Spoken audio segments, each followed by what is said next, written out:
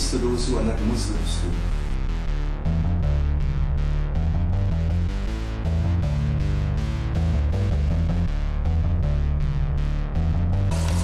Assalamu alaikum, this is your brother Hashim Kalfani with Bilal dawah. You know we joy, so just do it.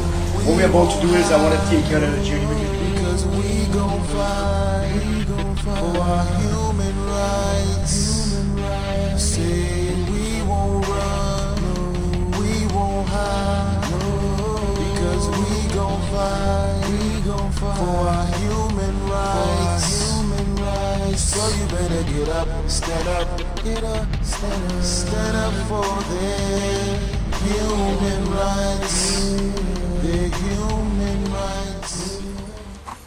أعوذ بالله من الشيطان الرجيم بسم الله الرحمن الرحيم إذا جاء نصر الله والفتح ورأيت الناس يدخلون في دين الله أفواجا فسبح بحمد ربك واستغفر إنه كان توابا صدق الله العلي العظيم. Brothers and sisters in Islam, respected viewers, Assalamu alaikum. I greet you with the greetings of peace. We're honored to be here today in Tampa, Florida with the founder of the Bilal dawah movement, an Islamic movement based out of Tampa, Florida, Brother Hashim Kalfani. Brother Hashim, Assalamu alaikum. It's an honor to be with you here today, and we appreciate you taking the time out of your busy schedule to discuss a few issues with us that inshallah will be beneficial to the Muslims and the greater American community at large. To begin with, I would just like to ask if you could give us a little background about yourself, and then from there move on to a little background about Bilal dawah. First of all, I want to say Assalamu alaikum wa rahmatullah to all the believers out there, to all the mu'minins out there. And I want to say peace to those who are not Muslims too. My brother asked me to speak a little bit about myself, but to speak a little bit about myself might be kind of hard because there's so much to talk about. I want to start by saying I converted to Islam probably 15 to 16 years ago in an island called Trinidad and Tobago. When I was first introduced to Islam, I was introduced to the Shia school of thought. But due to the fact that there were so many Sunnis in my country, I spent a lot of my time hanging with the Sunnis. You could say I was practicing with the Sunnis for a while. But I was very much influenced by Najal Balaga and the sayings of Imam Ali. So even when I used to hang with my Sunni brothers, we would be talking, I would be like, brothers, I don't care what you all say, I know Ali is the rightful successor to the Prophet Muhammad sallallahu alaihi wasallam.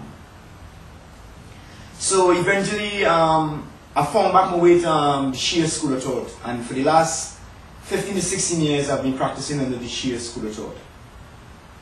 Myself, when I became a Muslim, I saw a need to bring the message to the people, because after I became a Muslim and I saw the bounties that Islam has, and the cleanliness of Islam, the rules and the regulations, and when I start practicing these things and making this a part of my life, and I see how beneficial it is to me, I was like, I need to let the whole world know this.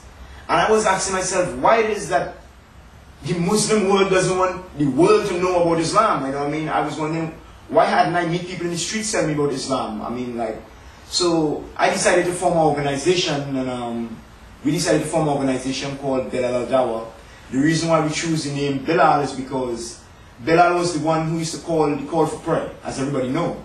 And we are calling people to the worship of Allah. So we choose the name Bilal because Bilal called the call for prayer, and we are calling people from darkness to light. One of my main aims is to propagate Islam to the masses of, not America, but the masses throughout the world. We think that this message should be brought to all of humanity. Brother Hashim, thank you for that brief introduction. You grew up in Trinidad. What was that experience like for you before the time that you became Muslim? Most of my life, I was never really in a home where I could just say, like, I have a mother and a father. My experience came from on the streets. I sleep on the flyovers. I sleep in old cars. I slept in, anywhere that I could find to sleep, you know what I mean? I grew up a real rough life, you know what I mean? But from very young, I always had a kind of God consciousness, even though I did not know how to worship God, you know what I mean? Because there would be these crusades that would come to my village in Trinidad, and when they come, I remember one incident, and I think I was about 7 years, and I can remember this incident that when they came, I went to the crusade, and I was so hyped by the message that I heard that I gave away my little costume jewelry chain, my little plastic ring, and I was like, I don't want none of this stuff, man. I just want to worship Jesus, you know what I mean? So from very small, I was God conscious. How does your background impact the work that you do today with dawah? With all that you've been through in the past, how does that impact how you view the people here in America? Yeah, Assalamu alaikum. This is your boy Hashim Bilal Dawah GI Soldiers, you know me. I'm a brother Ridwan driving here, you know what I'm saying? You know why? Bilal Dawah for life. You know what time it is, and right now we're on a mission. We're going in the hood to a brother house who wants something different than we have. So today we're going to try to present Islam to him. So we advise you to stick around and just see what we're doing, you know what I mean? So inshallah you can do the same thing, inshallah. So stick around. Assalamu alaikum. What I want you to do for me is prove me wrong, right? Look, read this to me. Look the word Muslim here. Wait to tell me what it means. Read it. Where? Look at here. The word Muslim. The other side? Peace. It says, one who search only God. One who surrender. Yeah, to God. Okay, so that's what the Webster Dictionary says. The word Muslim means one who surrender to God, right? Let me ask you a question, brother. When it's time to eat, do you put the food in your mouth or do you put the food in your nose? No. Why do you put it in your mouth? There will food go. Okay, so God make your mouth to do what? So every time you eat, you submit to who? Yeah. And one who submit to God is called a what? You just read it. Yeah. Wow. So the word Muslim means one who submit to the will of God, right? Yeah. So who does the tree submit to? Who made the tree? God. So can that tree decide it want to be a bird? No. Why not? God made it. God made it. A tree. So the tree is submitting to. God. So one who submit to God is called a what? Based on the Webster Dictionary. Yeah. God. No, one who submit to God is called what? In the Webster Dictionary. Okay, what we Muslims believe, we believe there is no God but God. We believe Jesus, when he was walking on the water, he was walking on the water. I don't believe that God died. No, you believe God could die? Huh? You believe God could die? Think about it, no. Before you answer, really think. Because remember, that's what we've been taught. So it's easy for that to come out your mouth. You believe when God had died, how was his son working? You believe somebody could kill God? Now think about it for real. You think God could die?